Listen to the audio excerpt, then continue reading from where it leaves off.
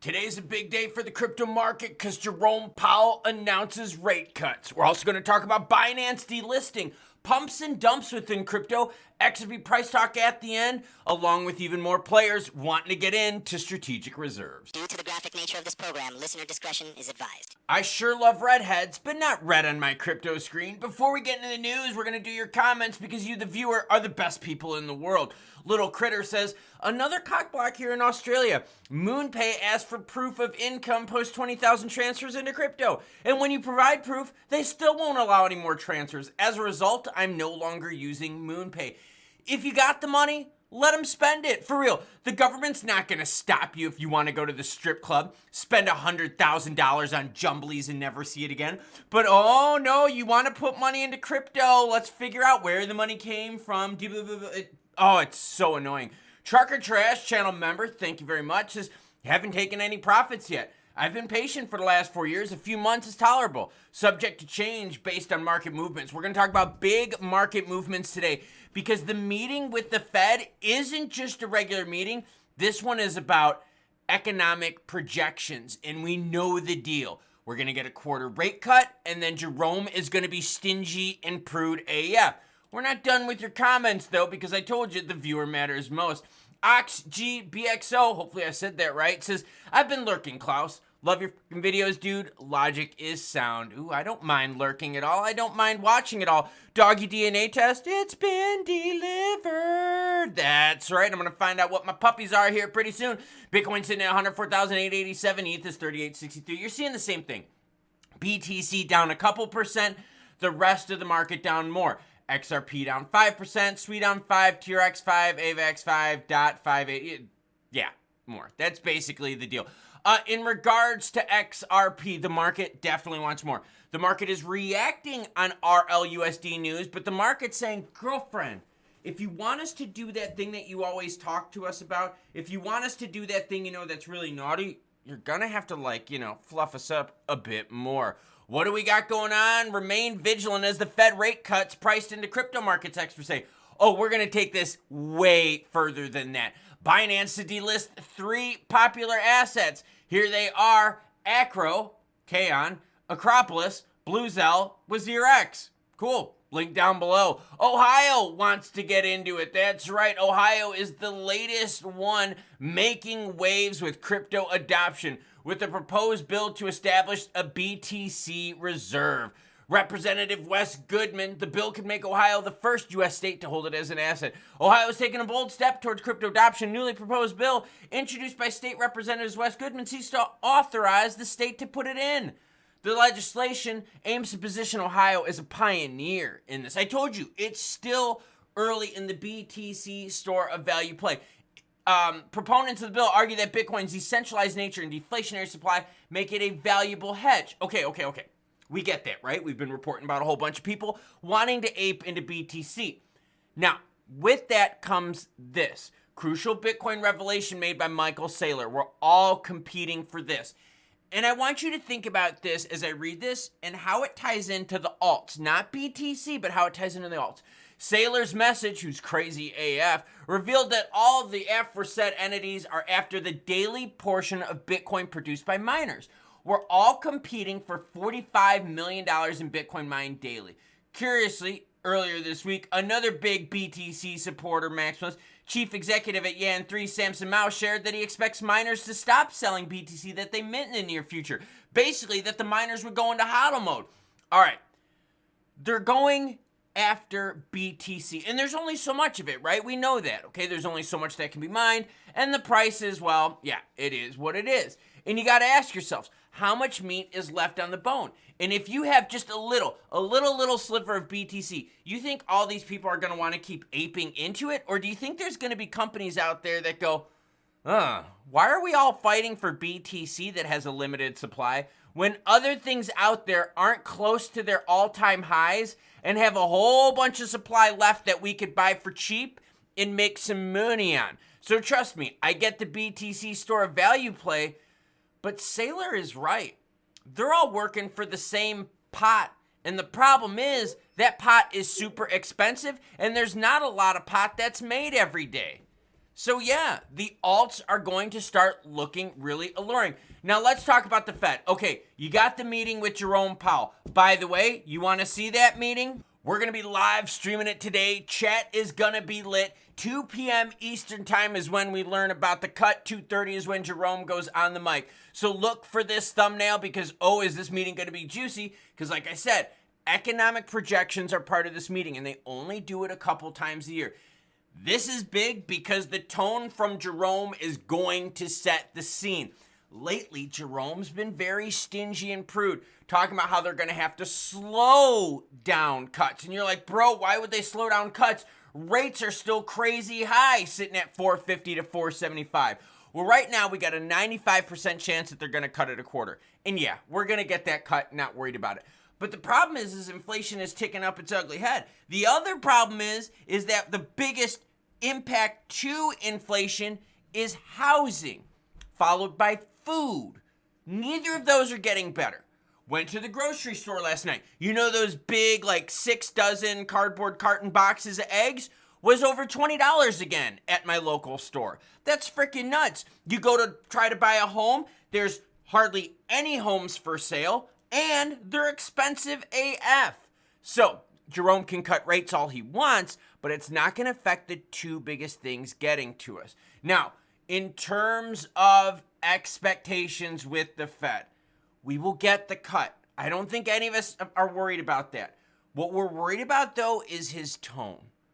Look, Jerome was super hawkish in all of 2024. He lightened up a little bit around that September, October time, and then went right back into naughty Jerome. The market's reacting to that.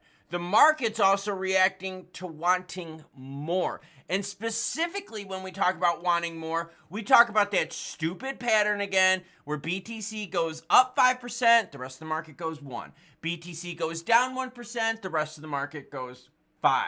Now, altcoin season, oh, it's starting to shrink. Yeah, shrinkage isn't something that happens to dudes in cold water. Shrinkage is also something that happens to the altcoin season index as BTC dominance is growing. Remember a few weeks ago when we were looking at the altcoin season with scores in the 70s and 80s? Yeah, and now we're at 56. That's not good for us because it basically means that BTC is stealing the show again.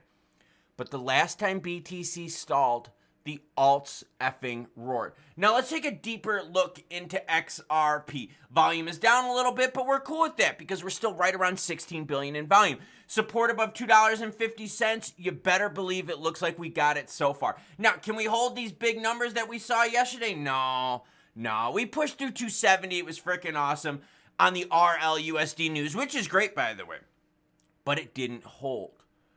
The market wants more, and it's proof, right? Look, watch what happens when I zoom out. Remember this initial pump-a-roni up to here when we got to like 280 plus? Yeah, that was based on the initial news with the election, followed by Gensler saying he's done on the 20th, and the market reacted. The market also reacted nicely to what? RLUSD approval. The market also reacted positively to RLUSD launch, but it's not enough to keep us at the tips of things, which is okay. Because if this is the move, and we talked about this, if we're looking at $2.50, $2.40 XRP going into Christmas, this is awesome. If we can ride this momentum through January 20th, it sets us up really well. Going back to the Fed, we talk about setting us up for the 20th. The 20th is when Trump takes over. Biden's gone, Gensler's gone, a lot of pro-crypto people come in.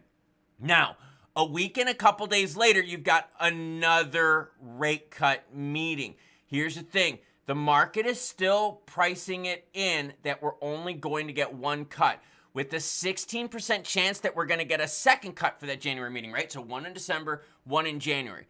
But right now, it's looking like we're only going to get one cut, and that's going to be today.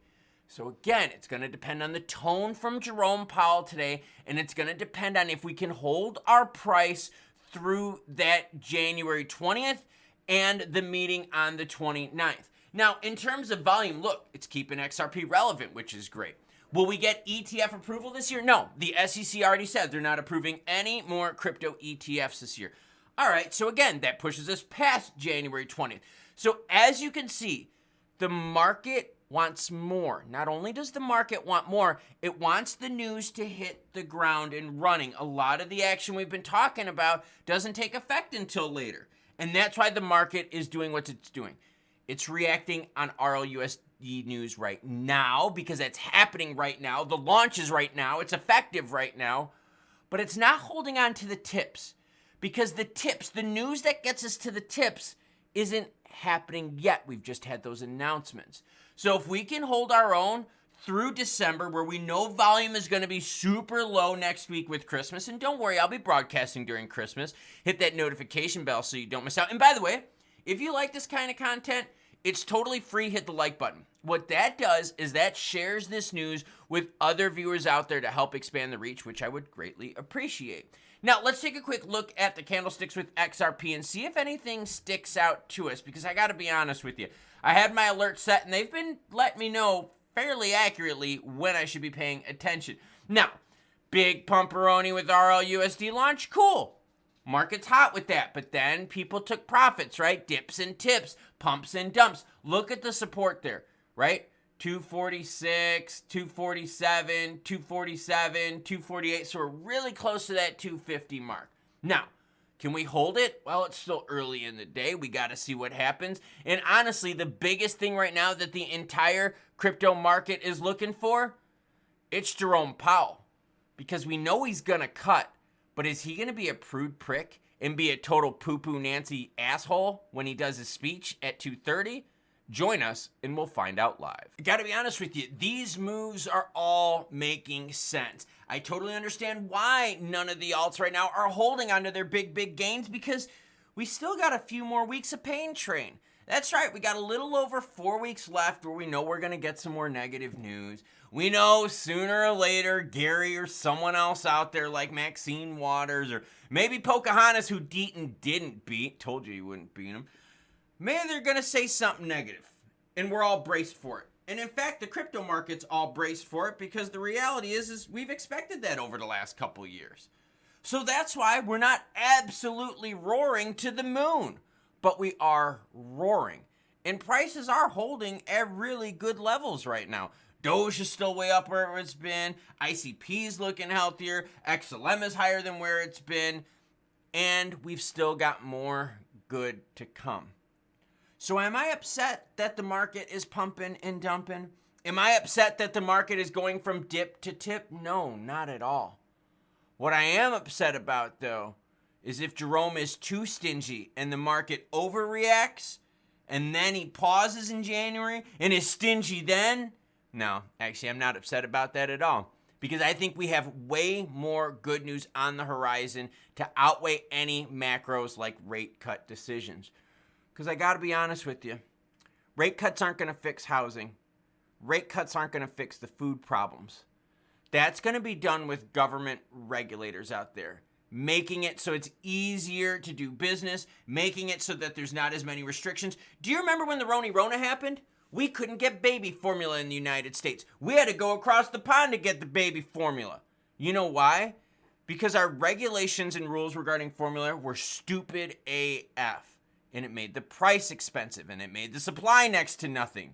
So see, rates wouldn't help that, but the government getting the fuck out of our way, well, that helps us all. Choo-choo, bitches.